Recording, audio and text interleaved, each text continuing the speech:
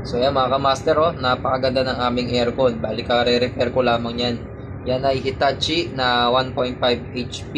So this inverter yan, no? Napakalamig po ng kanyang nilalabas na lamig. So ilan sa mga dahilan kung bakit hindi lumalamig ang isang aircon. Kahit anong pang klaseng aircon yan. Mapa-split type, door mounted, ceiling type, window type, kahit ano pa yan. No? Unang dahilan, capacitor. So lahat po ng aircon ay merong capacitor. It's either for compressor, fan motor, or whatever. So check nyo lahat ng capacitor.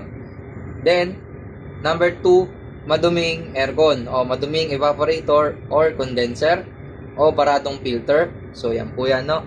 Napakahalaga po na maglinis ng aircon kahit quarterly, no? Advisable po yan, quarterly.